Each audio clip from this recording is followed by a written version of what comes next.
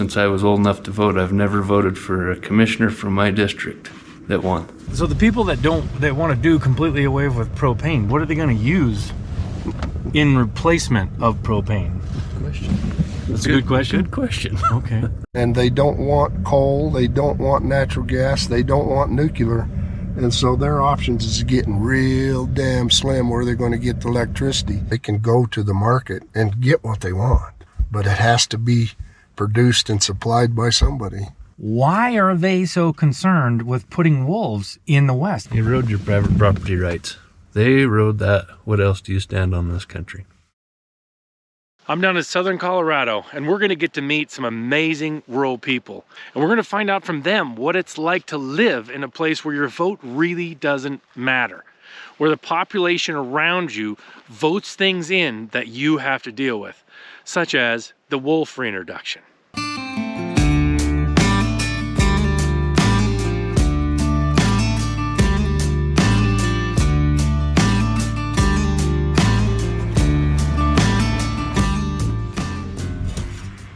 How far are we from New Mexico here? Oh, we're about 3 miles.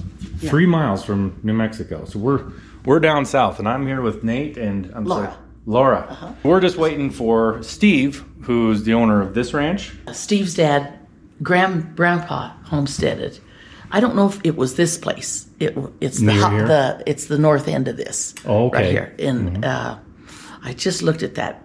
The paperwork was done in 1933, but I think he got it in 1913. Right here is mostly ag. Still. Down this way. In Colorado, you have 6 million, right? But most of them live in Denver and Boulder and Colorado Springs, which are massive cities. Do you feel like you're a little bit the enemy as an ag person, or what does it feel like to be Constant conflict. Yep. With people or the laws or? Oh, not so much with the people. Since I was old enough to vote, I've never voted for a commissioner from my district that won. The city, they select our commissioners. I see. Yeah. So do people want it to stay ag, or do they want it to be developed? Open space. Yeah. And they don't want any oil and gas production. They don't want you slowing them down on the highway, moving cows. They don't. It's frustrating. Yeah. They don't want your cows on the forest so they can bicycle.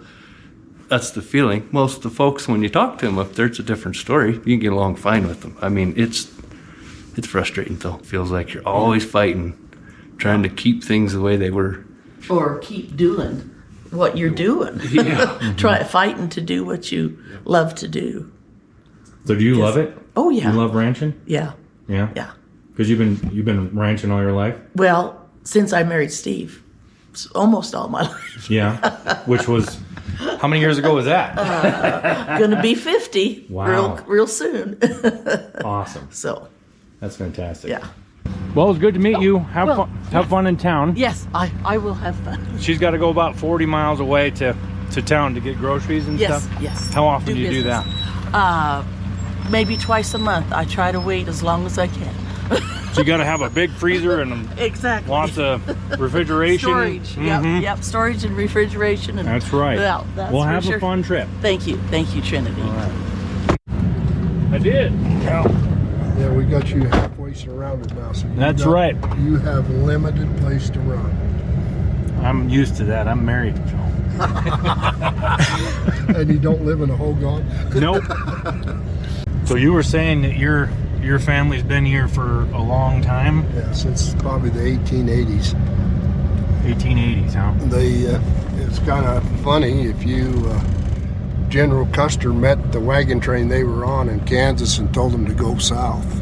Really? Geronimo was on the warpath, and Custer didn't last that much longer.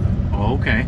And then, so that's why they came this way? That's why they came down here. Oh, okay. They were headed to Oregon, so. They were headed to Oregon? Uh-huh. Okay. So how long have you been personally on right here? Hell, I was, that house, when I was a baby, that's where I lived, so 70 years. Really? Yeah. Okay. And you got married 50 years ago, so right out of high school? Well, no, I went to CSU, and when I graduated, we had made it through school. Laura and I both had went through school, and we got married, Okay. and been doing this ever since. Yeah, or it's a little snowy today, so getting around some places, you got gumbo in this country, don't you? Oh yeah. Yeah, your feet get real big when you walk through it. You do. Or do you have elk eating on your place most of the time, or? We've the last 2-3 years they've moved in. They all the time before we didn't have elk. We had plenty of deer, but we didn't have elk. And now they figured out that it was easier for them to just stay here year round or not migrate near as far. So now they stay here and eat in the hay fields and eat off the haystacks, tear the fences down. All the development on Highway 160 corridors made it hard for them to migrate too. They hit the highway, got high fence on the highway. It's hard for them to do it anymore like they used to. Inhibits their movements a little bit. Yep. So a lot of people say or think that we need wolves to be able to regulate the number of elk. They're like, oh, we got too many elk, so you need a predator like wolves to regulate that. What do you guys say to that? The hunters will regulate the wolves. It's the Colorado Parks and Wildlife, if they wanted to reduce the cow herd, so to speak, they could put more licenses out in an area, and sometimes the hunting season is not that good for kills, and so they don't get the number reduction that they want, but they can regulate it by the number of hunters out there. You mean regulate the number of elk? Uh-huh. Right. Yes. Oh yeah. It's Half and slush. half. It's slush right now. One thing about, so he's talking about humans regulating the population of elk by giving out more licenses so you can shoot more elk or more cow elk, because that's what brings down the population. But if you have wolves aren't regulable. So they don't care. You can't tell them, oh, only take 100 elk and that's it. No, they just take as many as they want and keep on going. Yep. So I've never heard of a wolf buying a license to hunt either. and a wolf doesn't care about a license or a season. They don't care about a season. Or age of the animal. Yeah. The thing that we discuss sometimes is that when humans regulate the population of elk, when they hunt elk, they never shoot baby elk. Right. Right? They never hunt in the spring when they're calving, Correct. the elk. And they typically take out way more bulls than they do cows, because that's what they give out licenses for. And if they want to drop the population of elk, they give out more cow elk licenses to drop and people will choose a mature animal. They only hunt them. The hunting seasons are at a time when the calf elk have grown enough to where when you shoot a cow, the calf can survive still. So all of these things go out the window completely when you talk about wolves, because wolves they try to eat as many of the babies as they can when they're born in the spring. They don't care what the age of the animal is they take. They don't have any regulatory system, any season, anything. So it adds an entire unknowable element to trying to regulate your elk population. Oh, this is cool. So is this a gas well here? Yes. I think a lot of times people think that when you have oil wells or gas wells and you have pipelines that, you're going to put in a pipeline, all the wildlife is never going to be able to use that land ever again. But you see they're right out in the middle of the sagebrush, and or in the middle of the hayfield, and it's completely reclaimed all the way around. You can't even tell where the pipeline even is, right? Yep. So that group of cows over there, you see them? Yep. Right. That's way over there. First calf heifers and cows we AI this spring. First calf heifers. Yeah, they're the early calvers, the ones that's going to be early calvers. Plus they're the smaller cows. They're going to be 2s and going to be 3s. So we keep them from the big cow herds, so they don't. Competition's a heck of a lot less out there for them cows. So this is kind of Cool. But the gas is coming out of the ground. They're using it to burn the engine, or to run the engine, Power the which is pump. then taking that's just exhaust. They're using the exhaust off the engine to keep the regulator warm, keep it from freezing off. Oh, I see. Gotcha. Cool. That's And the this- fuel gas coming off the separator running back to fire that engine. Okay. And then the exhaust is keeping the fuel gas warm, so the regulator warm on the fuel gas so it doesn't freeze. That's cool. So it's basically completely self-contained then. And then there's a compressor over there that's gas fired also. They'll burn the gas coming off the well to compress the gas, to get the pressure up to put in the pipeline. Okay, so it pressures it right there. That's cool. And all the way around this, you can see is just, you would not be able to tell where they even went with any of this stuff. I mean, I don't even see where the pipeline goes through here. So it goes through right to that other one. Man, you can't see where that goes at all.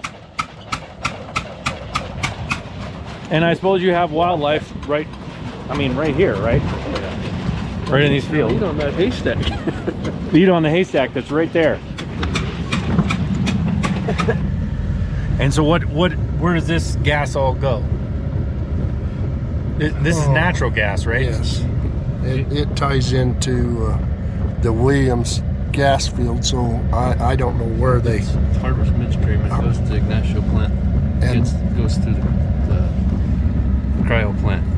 They're freezing it and getting liquids out of it, like the natural gasolines and propane, can recapture butane, ethane. They frack all of that out of it, and then they have methane to sell in the pipeline, and the natural gas liquids that can be trucked out or put into pipeline and shipped downstream to wherever, the whole country. The whole country here. And you may not realize what if you're using natural gas, but anything you use, a barbecue grill is propane, so that's pulled off of there. Natural gas, lots of cities use natural gas to heat homes and everything, and it comes out of the ground right here. Now, I will not say that that's a renewable resource, but it's But they're still in the ground heating the fuel. The bacteria are still making gas down there. is that how it's making it? Well, yeah. Yeah. Heating. How is it created? The theory is that there's vegetation that was covered up. I believe in creation, so I say the Great Flood. But Me too. the vegetation and animal matter and all this stuff that got covered up, somehow God put it down there. The bacteria is still down there breaking it up, making gas. Gotcha. So it's just creating Methane. a gas down there, and then they're releasing it up to here. How many gas wells are around here? I mean, looks like a ton. There's at least one on every 160. No, coal gas is 80 acres. Every 80. This is a Mesa Verde well. Okay, Conventional gas. and What we do you don't- mean? It's 6,000 foot deep or thereabouts. The Different depths? Yeah, the conventional gas is out of different rock formation that's deeper and it's richer gas, higher BTU gas. The coal wells that we're looking at with the pumping unit on it is 2,000 or thereabouts. It varies a bunch, but it's a coal seam that they're pulling the methane off. It's not as high in BTU. Got a lot of salt water that they have to lift off. Cost a little bit more to produce it, but it was easy to get to. And there's a big boom started in the 80s. It was a big push to produce the coal seam. Okay. The conventional wells have been here since the 40s. Now, do you make money off of the? We do have royalties on part of them. Part of them we don't. That's good. See, in the center of this pivot, and it's been years and years ago. That gas well, they wanted to put it in the center of that pivot, and we had a pretty good argument. And so far, I've won, and they've got their gas. So They moved it over. they moved now it the to directional drilling technology, they can set it, go 3 miles that way underground. They'll put it in the corner of a field or down off the top of a ridge to get the gas underneath. They can go directional. It's amazing. So they can go down and then over. Yeah, the new play in the basin's a Manka Shale. It's another formation underground, and it's a real tight formation. So they're going down directionally and going through that formation horizontally, and then hydraulic fracturing it. High pressure water is all it is. They're pumping water down at a real high pressure, breaking that rock so the gas can flow out of the rock into their well casing or tubing, into the casing and then into the tubing and lift it to the surface. They'll go miles horizontally underground. It's pretty fascinating. So the people that want to do completely away with propane, what are they going to use in replacement of propane? Question. That's a good question. Good question. Okay.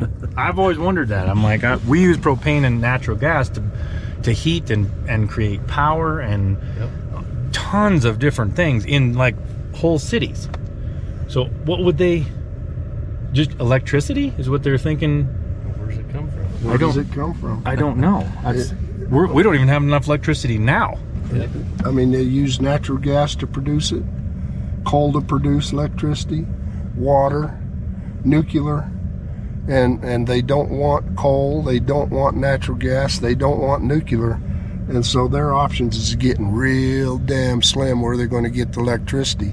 And if they have to heat their house with it, if they have to charge their cars to go to work, the demand's going to double, triple for electricity, and there's no infrastructure to get it.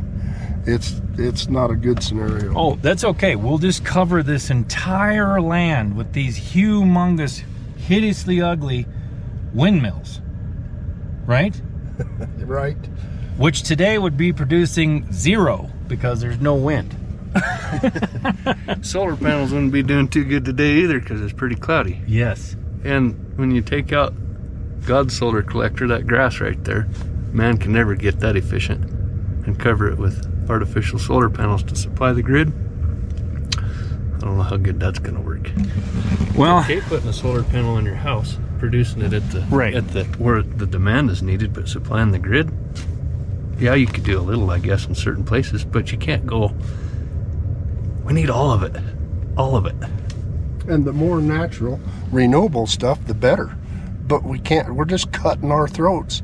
If you shut these gas wells in and shut the coal off, you're just cutting your throats.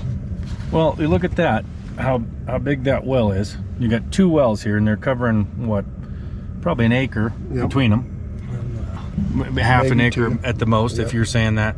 If you were to produce that amount of power, to replace something like that with solar, you'd have to cover this entire field with solar. The entire field would be covered with solar panels.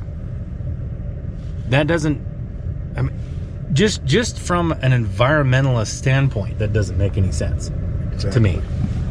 Exactly. Yeah, that's pretty much on fire. Wow. The marshmallows. Mm-hmm. That's about 15 minutes. 15 minutes. Wow. So, now one thing you were saying, I'm just going to bring this back to this, is you were saying if we could get a paycheck for the cattle that were killed by wolves, that would help. Now, a lot of people think that you do get a paycheck every time an animal is killed by wolves. Is that the case? I mean, if you have an animal killed by predators here Already. The bears, the lions, whatever. I had a horse killed in the corral. Oh man, it's been a long time ago. Man, it takes 6 months to get it reimbursement. Did you get a reimbursement? Yeah. From who? From the state. From the state? Yeah, I got $650 for it. But, $650. but back then that wasn't too bad. Okay. That was about 35 years ago. Right. So now, I mean, wolves are going to have a lot more predation than that when they get to this area. You have the burden of proofs on the stock owner. Right now, like Yeah. the bear, you have to prove that the bear killed it. Bear eating on it doesn't mean the bear killed it. Right. So you have to be able to prove that, and then you have to have it verified by the Colorado Parks and Wildlife Officer, and then they get to submit the claim for you if they agree with you. We used to have a USDA trapper, which he got tired of it and quit about a year ago. Oh, he did. County won't fund it anymore, so we don't have that anymore. He used to be able to verify depredation too. CPW would take his word on it, lion or bear. But it takes months and months if they agree. You have to go through the whole process, and that's not easy. No. And there's a lot more to it than just getting paid for an animal too. I mean, you got a lot of time and energy and effort and into your herd, and then lose an animal that you've spent, especially if you lose like a bull. Right. Those aren't easy to come by because you're always trying to add a bull for genetic diversity and all that kind of stuff, right? That is correct. And you get the lions or the bears that take a calf, kill one of your calves. The value of that calf at the sale barn today is not comparable to when you normally sell your stock. If, for instance, a calf that got killed by a bear, he may weigh 200-300 pounds, worth $600-700 now. But normally your operation, whatever your operation is, if you sell them when they're weaned, they're going to weigh twice that and worth 2-3 times the money. So you might have got compensated for it at the time, but you're still losing money. So, and they don't want to recognize what that value is to the operation. It's right. just what the animal is worth today. Right. Well, and all of this costs money. So whether when you lose a calf to a wolf or a predator of any kind, the money that is coming to you has to come from somewhere, and that comes from taxpayers. If it's coming from the government, it comes from taxpayers. So what you're doing when you install a bunch more predators that kill the ranchers' livestock. Colorado Parks and Wildlife is hunter funded. Already. Yeah. So the hunters pay for wildlife management. Our state park service was going broke several years ago, or was broke. So they merged the state parks so they didn't have to take any more money out of the general fund to keep them floating. Merged them with Colorado Division of Wildlife. So now we have Colorado Parks and Wildlife. Hunter funds are going to manage the state parks now. They're still doing fine. The revenue, I mean, they're doing well, but take away all the game animals, money dries up. Where's the funds coming from then? Well, you're saying funds come from hunting, but what exactly do hunters do that causes that funds to come Well, they're in? buying when they come non-residents come to this state, they can buy an over-the-counter elk tag, go hunt, have a good time. They bring a lot of revenue into the state, a lot of revenue into the local economy, motels, hotels, bars, restaurants, you name it. It brings revenue to our community. When the elk numbers are gone, who's going to come hunt? Why would they? That in turn, Division of Wildlife, Colorado Parks and Wildlife doesn't have the money that they had before this started. Where is the money going to come from to manage the wildlife? If the hunt dries up, the hunt dries up. There's no more funds coming in. Taxpayers got to pay for it. End of story. See, and I think that's part of the NEPA analysis should be what the impacts are going to be on the small communities that the hunters come in and spend a month there, or not the same hunter, but different hunters.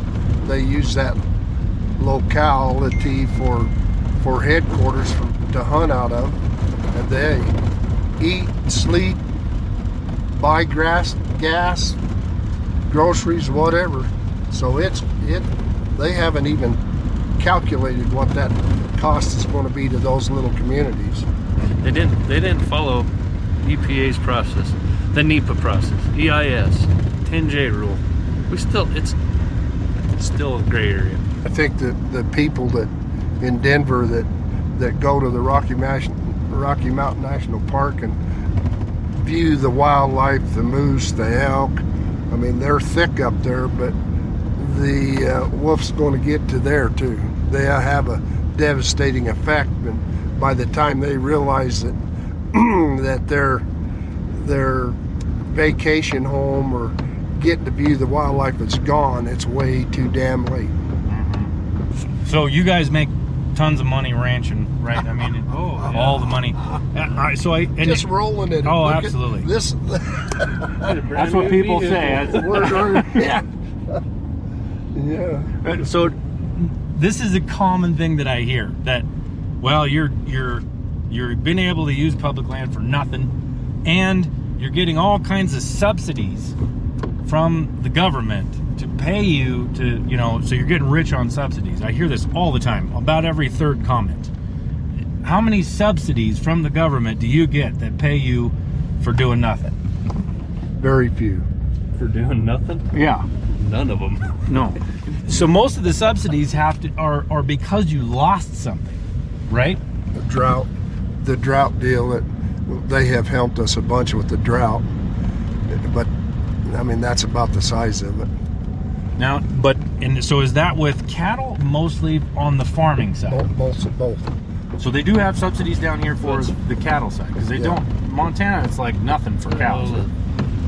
USDA subsidizes the insurance, roughly half the premium on the drought insurance that you have to go buy. So you'd have to buy the... Yeah, you have to buy it, but they'll pay for half the premium. Okay. It's Rangeland and Forage, I can't remember what it's called, Rangeland and Forage drought insurance. It's been around a while, but it's just gotten popular in about the last 10 years, mainly because that subsidy made it affordable, kind of affordable. So they're not paying, in that case, you're not paying you a check. They're not paying you a check of extra income right there. They're paying for half of your premium. They pay the insurance company. They pay the insurance. They pay the It doesn't even go through you at all. So what, is there subsidies that you're getting that are just like a check from the government?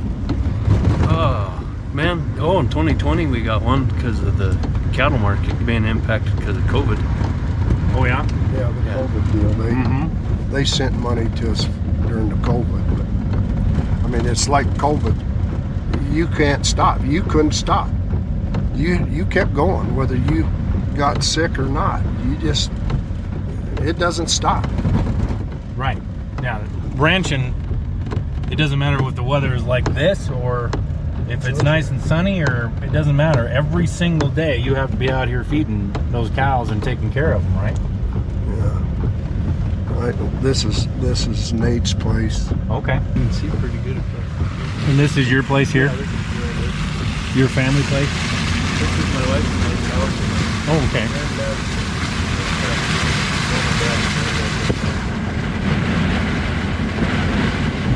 And they work the place? Do you work this now? You ranch my kids and I. and work? Yeah, So you got to work a job. full-time job, and come home to a full-time job, and I couldn't do it without my kids' help. And they're all grown up and going to college. Yeah. They are now, or? Yeah. My daughter graduates in May. So why do you do this? If you're working a full-time job, and then when you come home you have to work again, you know, all the time, the whole time you're just working. Now you're married and have kids, so your wife has to deal with you working. Yeah, she drew the short straw when she married me. Did she? Oh yeah. So why do you do it? I'm married to a wonderful woman. I do it. I hope my kids can keep doing it. I want to make it profitable. It's got to be more than the lifestyle. But the lifestyle is a big part of why you do it. You're blessed. You're land rich and money poor. And you're not even land rich if you really think about it. You could never replace it if you let it go. So, I don't know. You're just blessed. God put you in stewardship over it, so you take care of it. Hopefully your kids have the opportunity and you didn't work them hard enough that they don't want to come back. They're so sick of it they don't want to come back, because that happens a lot. Oh yeah. Is this still your place here? Yeah. So you put up hay here then?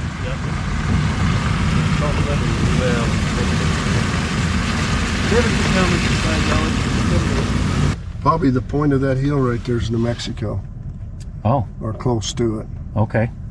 And Nate, maybe a little south of it a little bit, but it's right there. Wow. Now, do they operate kind of the same as Colorado, you think, or as far as politics and what their management practices are? BLM, Yeah, or the state of New Mexico. state of New Mexico. I know they have wolves down there. They're getting their governor right now is pretty liberal. Yeah. She's really trying to shut the oil and gas development in that state down, or doing everything she can to. So that's to me, that just feels very short-sighted. I mean, we're not ready to switch over to something else other than natural gas and oil. We're just not ready. So I think about, people think of oil as what we have in this vehicle, right? Gasoline and oil. But this dash is made out of oil. And thread in your hats, and this is mostly polymer anymore, which is oil based. I mean, these rubber boots, that's oil. Huh? Ethylene that's produced at that plant Ethylene. makes plastic. Yeah. So I mean, there's your toothbrush. There's in your phone case, that everything you use is the stuff that you're trying to stop producing. Yep. Which just doesn't make sense. You can buy it from overseas, I guess. You can buy it from Russia. Yeah. Yeah. You can buy it from So, Russia and Iran. do you think that the attention to the environment that we're seeing around these wells is the same in a country like Russia? You know what I mean? Like Sure. So you can sit on that location and watch deer, elk, bald eagles, coyotes, you name it, all the wildlife. You can go right down the creek, that draw, and catch fish in the pond. 50 yards from the Well, 100 just yards. a couple 100 yards, but still, yeah, I'm not seeing where it's hurting the environment. No. If you know what a well looks like in Russia, message me. Show me what it looks like. Because I'm just going on hearsay here. Pretty clean here. Because it's so clean here, it's you see the well, but there's no evidence around the well of anything different than just the regular field. Oh, they do have problems every once in a while. Oh yeah. They have a problem, but most of the companies jump on it, clean it up, get it taken care of, fix the problem, clean it up. There's a deer standing in the road. Oh yeah.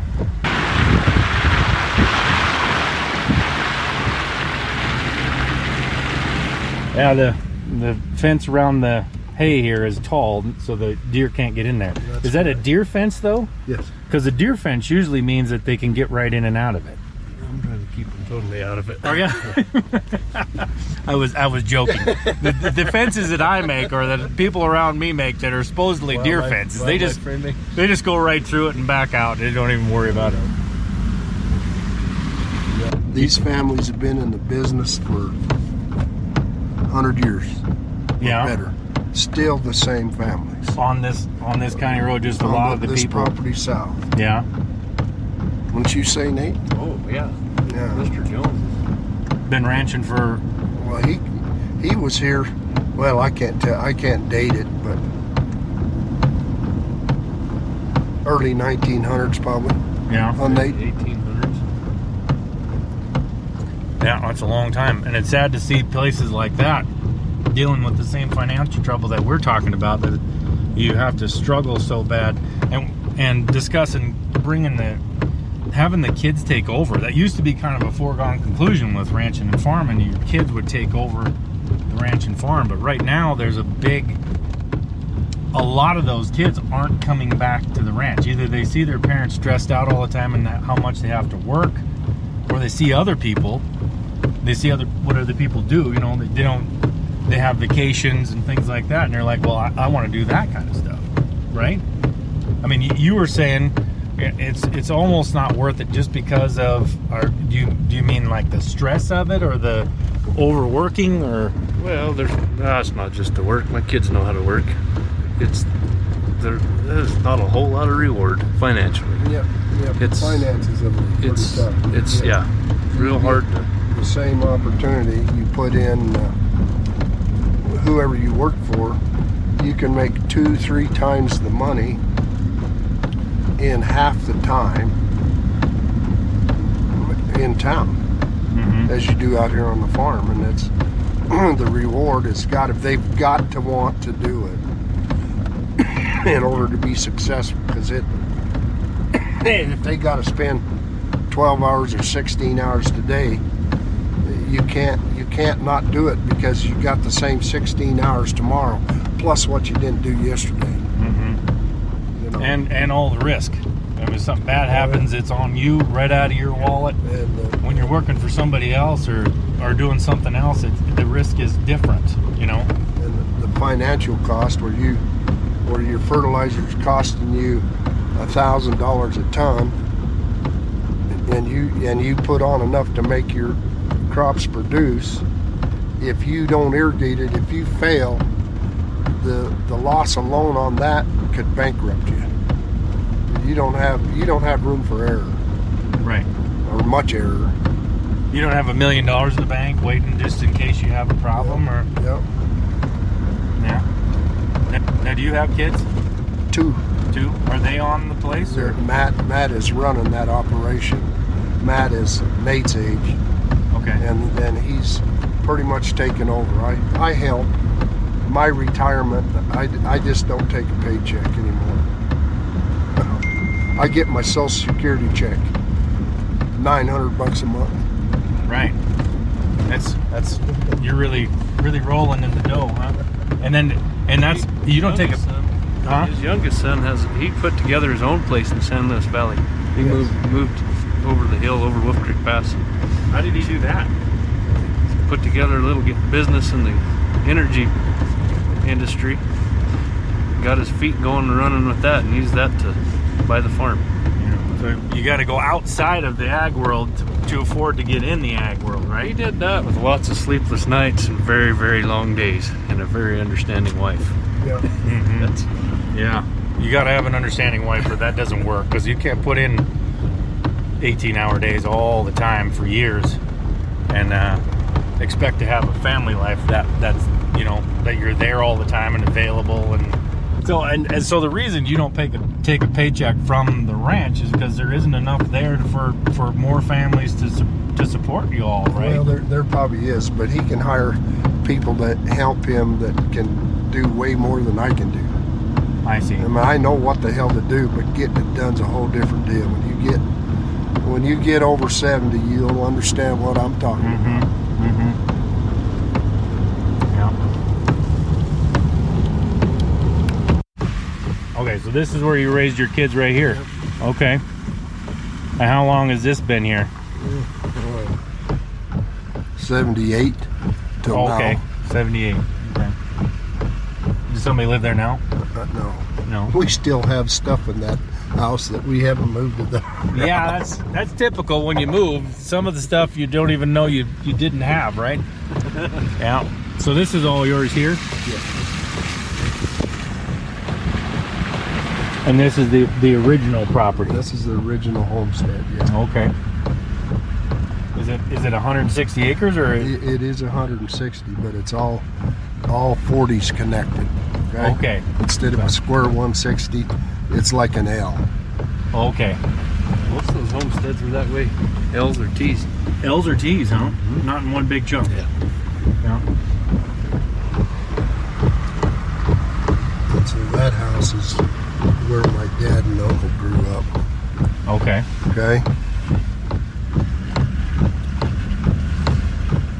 So that's pretty old too. It's 1914, I think, is when it was rebuilt after that fire. Okay. Or 16 or 17. Yep. So does somebody live in this house? Yeah. Our ranch hand lives here. Okay. So you can see the old shed there, and this is the, most of the homesteaders like this bottom ground because that's where you had most production. Up in the trees and stuff is very little growth. It's more deserty. Look at the size of this tree. I don't know if you can tell versus me, but that is a big tree. What kind is this? A cottonwood? Willow. That's a willow tree. Wow. That is one big old tree. That's probably 5.5 feet across, straight. That is one big tree. Is this where their original corrals were over here? I'm sorry. Is this where they had their original corrals? Is down in, I think right out here. over there, where they are. Yeah. I see. That's where they had the old Krell system, is over there.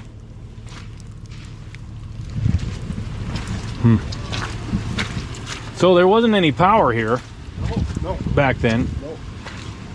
So was there an outhouse or something, or Yeah, there was an outhouse behind that building right there. there's an outhouse over there? Okay, There was a two-seater over there when I was a kid. a two-seater. It was a two-seater over behind that building, and that's where what they used for a restroom. This is probably a root cellar where they stored some of their food. In that stone, they'd sink the root cellars down in the ground because the ground stays a more constant temperature. It's easier to keep it cool. These junipers are really cool. I mean, they're really hard. They kind of take over an area and they suck up a lot of the water that you want. But so when they homesteaded this place in 1897 or 1890s or whatever, I always love to try to imagine what it looked like back then, and that they started here and built it from there.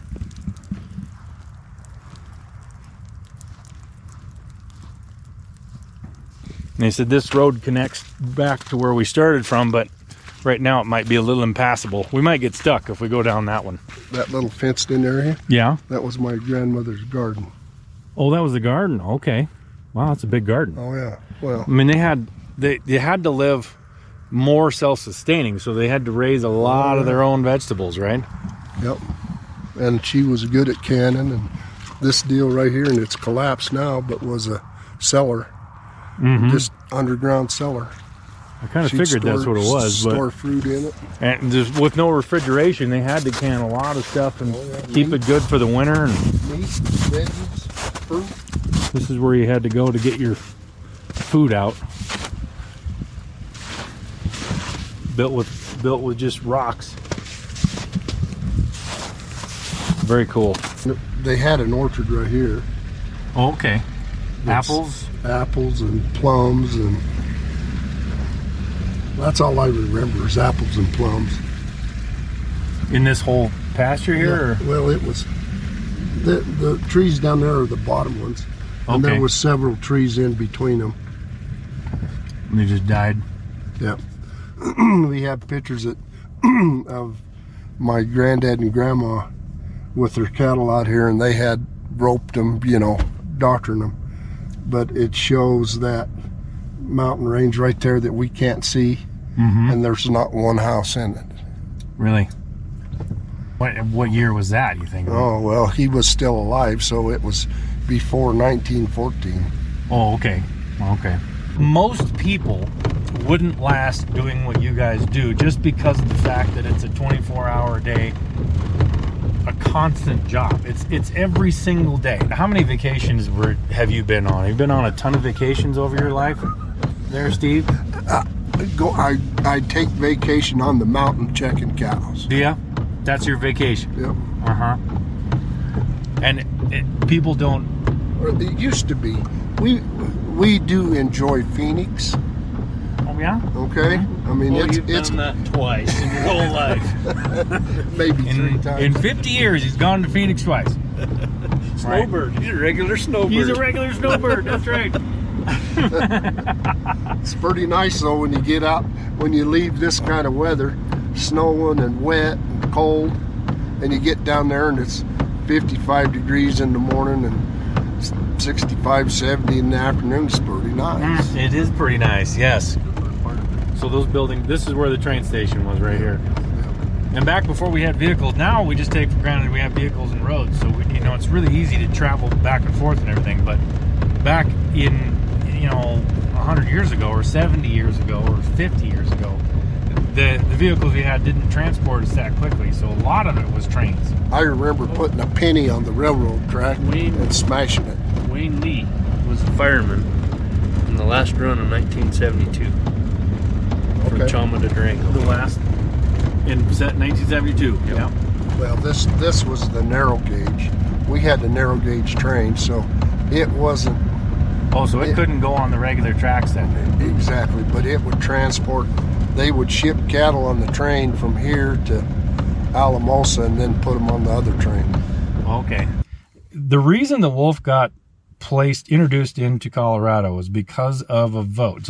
So you guys are able to put, in Colorado, not you guys, but you're able to put something on the ballot, and then the general public is able to vote it in, right? As a 200,000 signatures on a petition, and I can't remember how many signatures what percentage have to come from each congressional district.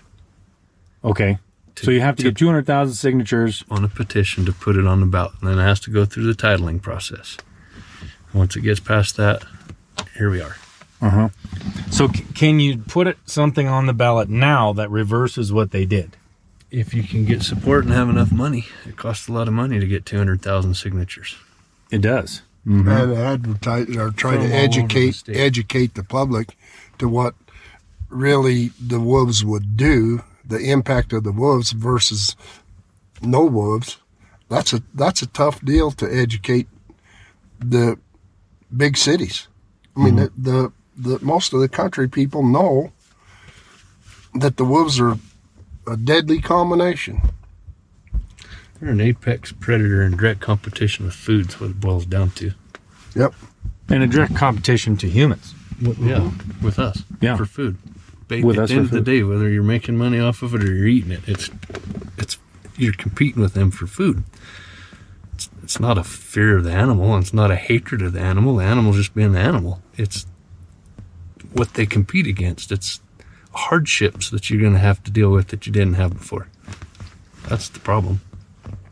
Interesting, in the article that was just out a couple days ago, they released 10 wolves into the area they released them in near the Burns area, and they're tracking now 12 in right there. So where'd the other 2 come from?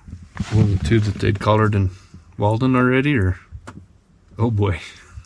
So you're paying $1 million a wolf to, basically what we're saying is you paid $1 million of taxpayer money, time and effort and everything, to introduce wolves to an area that already had wolves.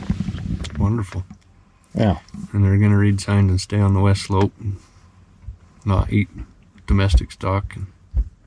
Well, absolutely. They know how to read, not, don't yeah, they? absolutely. They don't care. Well, I wouldn't be surprised that if there isn't some big money people There is. Tides Foundation. that hasn't pushed this issue to get livestock off of ranches or public domain for their gain. See, I can't quite figure out because the Tides Foundation, which is George Soros directly, it's not even a different corporation. It is the Tides Foundation doing business as the, I can't remember the name of the thing, but Wolf, whatever. So it is the Tides Foundation. This is, why are they so concerned with putting wolves in the West? If it's to get cattle off of public land, how would that even accomplish that goal? If it's to stop hunting, I maybe see that, because you kill enough, you wipe out the elk and the deer with wolves, you're gonna, limit hunting. I can't quite grasp the actual purpose of that.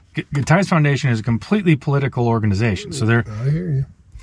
What is it they're trying to do? Erode your private property rights. That's your right to pursuit of happiness. It's a constitutional right. That's where private property comes from. They erode that. What else do you stand on in this country? Where's it easiest to do that? Where there's a rural population that doesn't have a very big voice, that's controlled by and not a lot of money, so they centers.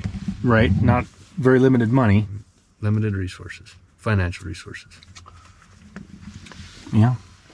Well, I don't know that I'll see it in my lifetime, but you two may. When people start getting hungry and cold, their attitudes will change. Mm-hmm. But that's going to be really late in the game. I mean, when you're at that point, you saw the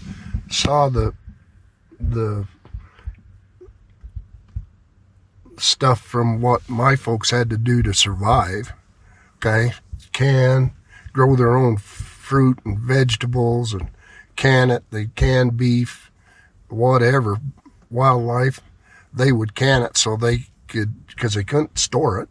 In the summertime, they had to can it to store it, but that's how they stayed alive.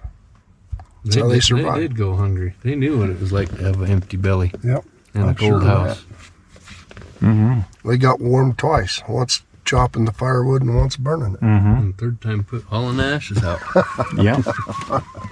Exactly. But we have it nice. We have it easy. There's none of us as tough as them old timers. And that time will change. It's a game of, and that's why I trying to promote so much the small family rancher, because without you're talking about property rights, if you, the more of these family ranchers that go out of business, you either end up with very large corporate ranches or subdivisions. You lose family ranches, you don't gain a whole bunch of public access land. It either goes under houses or it becomes the property of one big corporation who then controls more of your food supply, right? Yep. Those are your options. And so the harder you make it on the family rancher by putting more predators where he is, making him have to take more risk and more losses so he makes less money, the more stress it puts on him, the less the kids will want to stay to take over the place. And you lose these properties that are being used by wildlife, which then bring in revenue from hunting, and you lose the food that's produced from these properties in many cases.